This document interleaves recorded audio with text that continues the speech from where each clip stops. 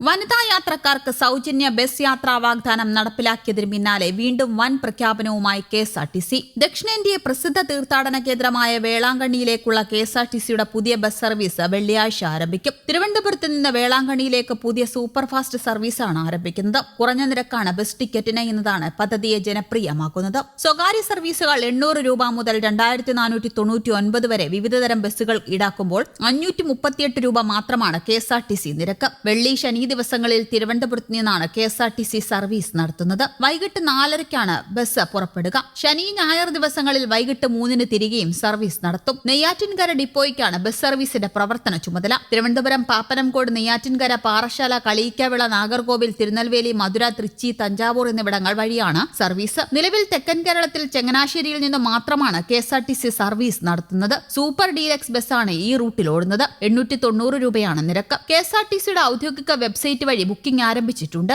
അതിനിടെ കെഎസ്ആർടിസി ഡിപ്പോകളുടെ അടിസ്ഥാന സൗകര്യ വികസനം, യാത്രക്കാർക്ക് കൂടുതൽ മെച്ചപ്പെട്ട സേവനങ്ങൾ ഉറപ്പാക്കൽ, ശുചിത്വം, പൊതുസൗകര്യങ്ങൾ, ക്യാന്റീൻ സേവനങ്ങളുടെ ഗുണനിലവാരം എന്നിവ ഉയർത്തുന്നതിനായി എല്ലാ ഡിപ്പോകളിലും ട്രാൻസ്പോർട്ട് മാനേജ്മെന്റ് കമ്മിറ്റി രൂപീകരിക്കുന്നതിന് സർക്കാർ അനുമതി നൽകി. ട്രാൻസ്പോർട്ട് മാനേജ്മെന്റ് കമ്മിറ്റി രൂപീകരിക്കുന്നതിനുള്ള കരട്, ബൈലോ, നിയമാവലി ഉൾപ്പെടുത്തിയ പ്രപ്പോസൽ കെഎസ്ആർടിസി സർക്കാരിന്റെ അംഗീകാരത്തിനായി സമർപ്പിച്ചിരുന്നു. പ്രപ്പോസൽ വിശദമായി പരിശോധിച്ച് KSRTC chairman and managing director nominate ചെയ്യുന്ന ഒരു ഉന്നത ഉദ്യോഗസ്ഥനെ കമ്മിറ്റിയിൽ ഉൾപ്പെടുത്തണമെന്നും അത് സംബന്ധിച്ച വ്യവസ്ഥ ബൈലോയിൽ ഉൾപ്പെടുത്തണമെന്നുമുള്ള നിബന്ധനയോടെ ട്രാൻസ്പോർട്ട് മാനേജ്മെന്റ് കമ്മിറ്റി രൂപീകരിക്കുന്നതിനുള്ള അനുമതിയും നിയമാവലിക്കുള്ള അംഗീകാരവും നൽകി സർക്കാർ ഉത്തരവ് പുറപ്പെടുവിപ്പിച്ചു. പ്രാദേശിക എംഎൽഎ അധ്യക്ഷത വഹിക്കുന്ന ഈ ട്രാൻസ്പോർട്ട് മാനേജ്മെന്റ് കമ്മിറ്റിയിൽ പ്രാദേശിക ലോക്സഭാ അംഗം അല്ലെങ്കിൽ രേഖാമൂലം ചുമതലപ്പെടുത്തിയ പ്രതിനിധി, ഡിപ്പോ സ്ഥിതി ചെയ്യുന്ന പ്രദേശത്തെ തദ്ദേശ സ്ഥാപന അധ്യക്ഷൻ, ഡിപ്പോ സ്ഥിതി ചെയ്യുന്ന വാർഡ് മെമ്പർ, നിയമസഭയിൽ പ്രാതിനിധ്യമുള്ള രാഷ്ട്രീയ കക്ഷി പ്രതിനിധികൾ, സിഎംഡി നാമനിർദ്ദേശം ചെയ്യുന്ന കെഎസ്ആർടിസിയുടെ ഒരു ഉദ്യോഗസ്ഥൻ എന്നിവർ അംഗങ്ങളായിരിക്കും. എംഎൽഎയുടെ അഭാവത്തിൽ തദ്ദേശ സ്ഥാപന അധ്യക്ഷൻ യോഗത്തിൽ അധ്യക്ഷത വഹിക്കും. യൂണിറ്റ് ഓഫീസർ ആയിരിക്കും കൺവീനർ. ഫണ്ട് കൈകാര്യം ചെയ്യുന്നതിന് ഷെഡ്യൂൾ ബാങ്കിൽ കൺവീനറെയും സിഎംഡി ചുമതലപ്പെടുത്തുന്ന ഉദ്യോഗസ്ഥന്റെ സംയുക്ത പേരിൽ അക്കൗണ്ട് തുറക്കും. പണമായോ ഫർണിച്ചർ മുതലായ വസ്തുക്കളായോ ഉള്ള പൊതുജന സംഭാവനകൾ, സ്പോൺസർഷിപ്പ്, CSR തുക എന്നിവ സ്വീകരിക്കും. കോർപ്പറേഷൻ സമാസമയം അനുവദിക്കുന്ന പരിധിക്കുള്ളിൽ നിർമ്മാണ കുറ്റകുറ്റപ്പണികൾ കമ്മിറ്റിക്ക് ഏറ്റെടുക്കാം. വരവ് ചെലവ് കണക്കുകൾ കൃത്യമായി സൂക്ഷിക്കുകയും ഓഡിറ്റ് ചെയ്ത കമ്മിറ്റി മുൻപാകെ സമർപ്പിക്കുകയും വേണം. ഈ കമ്മിറ്റികൾ കുറഞ്ഞത് 3 മാസത്തിൽ ഒരിക്കലെങ്കിലും യോഗം ചേരുന്നതാണ്. ഡിപ്പോകളുടെ സമഗ്ര വികസനത്തിൽ പ്രാദേശിക പങ്കാളിത്തം ഉറപ്പാക്കുക എന്നതാണ് കമ്മിറ്റിയുടെ പ്രധാന ലക്ഷ്യം. യാത്രക്കാരുടെ ആവശ്യങ്ങൾ കൂടുതൽ കാര്യക്ഷമമായി പരിഗണിക്കുന്നതിനും ഡിപ്പോകളിലെ സേവനങ്ങളുടെ നിലവാരം ഉയർത്തുന്നതിനും വിവിധ മേഖലകളിലെ പ്രതിനിധികളെ ഏകോപിപ്പിക്കുന്ന ഒരു പൊതുവേദിയായാണ് കമ്മിറ്റി പ്രവർത്തിക്കുക. ട്രാൻസ്പോർട്ട് മാനേജ്മെന്റ് കമ്മിറ്റിയിലൂടെ ഡിപ്പോകളുടെ ശുചിത്വം, അടിസ്ഥാന സൗകര്യ വികസനം, കാത്തിരിപ്പ് കേന്ദ്രങ്ങൾ, ശുചിമുറികൾ, കുടിവെള്ള സൗകര്യങ്ങൾ, യാത്രക്കാരുടെ സൗഹൃദ സംവിധാനങ്ങൾ, ക്യാന്റീൻ സേവനങ്ങളുടെ ഗുണനിലവാരം എന്നിവ മെച്ചപ്പെടുത്തുന്നതിനുള്ള പദ്ധതികൾ ആവിഷ്കരിക്കുകയും നടപ്പാക്കുകയും ചെയ്യും. കൂടാതെ പ്രാദേശിക സ്വയംഭരണ സ്ഥാപനങ്ങൾ, ജനപ്രതിനിധികൾ, വ്യാപാര സ്ഥാപനങ്ങൾ, സന്നദ്ധ സംഘടനകൾ, പൊതുജനങ്ങൾ എന്നിവരുടെ സഹകരണം ഉറപ്പാക്കി ഡിപ്പോ വികസനത്തിന് പുതിയ മാതൃക സൃഷ്ടിക്കാനും കമ്മിറ്റി ലക്ഷ്യമിടുന്നു. Sponsorship, corporate social